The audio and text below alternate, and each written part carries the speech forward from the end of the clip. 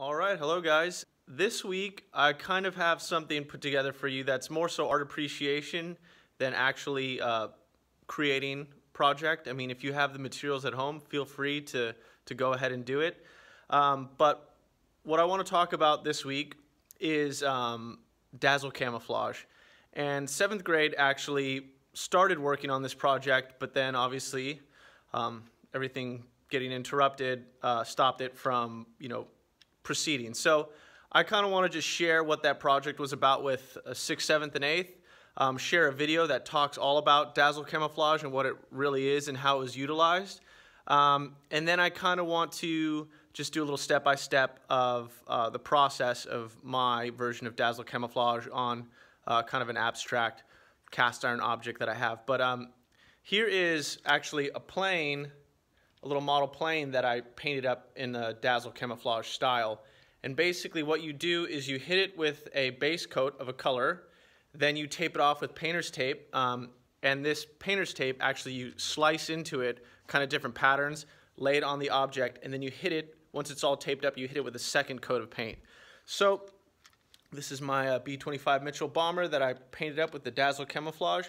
But today I'm going to do a little bit of a step-by-step with, like I said, an abstract kind of cast iron object that I have. So let's get into it. So I'm here with my respirator, and I got my can of spray paint. This is going to be my base coat, and here's the object that I'm going to be painting. So here it is. It's kind of a tooth actually from a tractor that I found. It's all rusted up and whatnot. So let's hit it with some paint. Here we go. Just going to hit it with short bursts. Oops. Give it a nice, solid, even coat.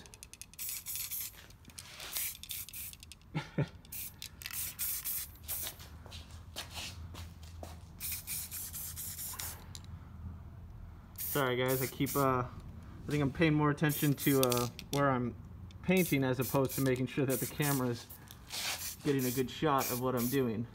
But either way, here we go. Nice even coat all around. Alright guys, there you have it.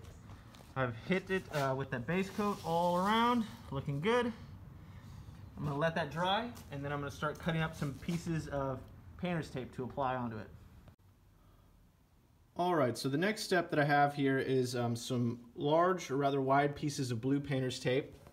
I have an X-Acto knife here, and what I'm going to do is, me personally, I am just kind of experimenting, so I'm going to take my X-Acto knife and just kind of cut some patterns into the tape, and once the base coat is dry on the object outside, then I'm just going to kind of experiment with putting different pieces of tape on and kind of coming up with a configuration that I like. So I have my tape on a cutting mat, and now I'm just going to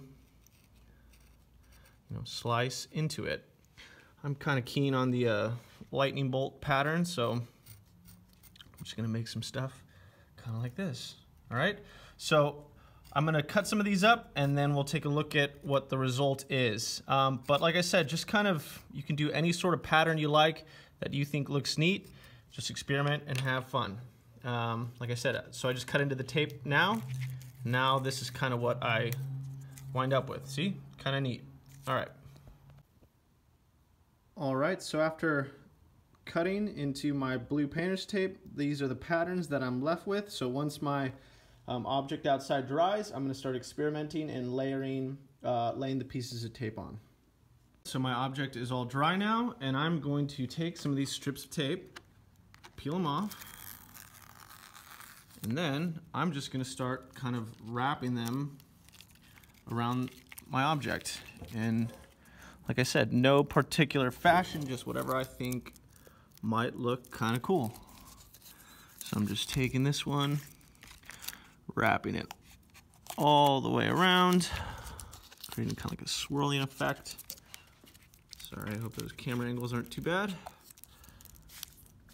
All right, so that's my first layer. I'm gonna just go ahead and take more pieces off, and then we'll see what the result looks like. So I got my object all taped up, kind of little funky pattern. Make sure all your pieces are pressed down firmly, because even if there's just little pockets of air when you spray, or little pieces that are lifted up, when you spray, that paint will get in there. So you want to make sure they're all kind of pressed firmly onto your object. Yeah, so let's see what happens when I hit it with the red. All right. All right, so here we go. Time to hit it with the red.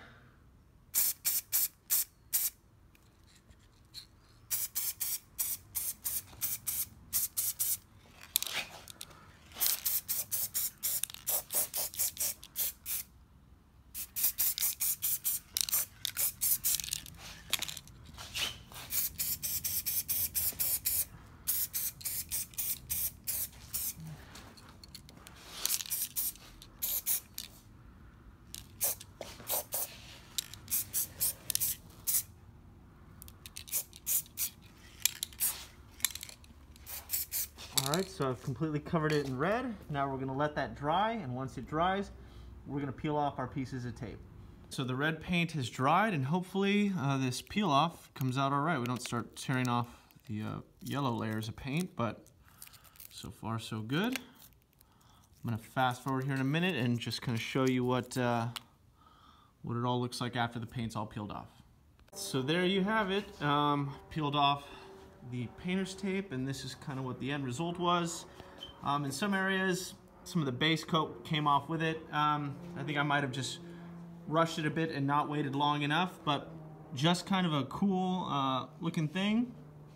And once you check out that Dazzle Camouflage video, you'll see patterns and the designs are similar. All right, guys, so I repeated this process 3 more times and came up with these.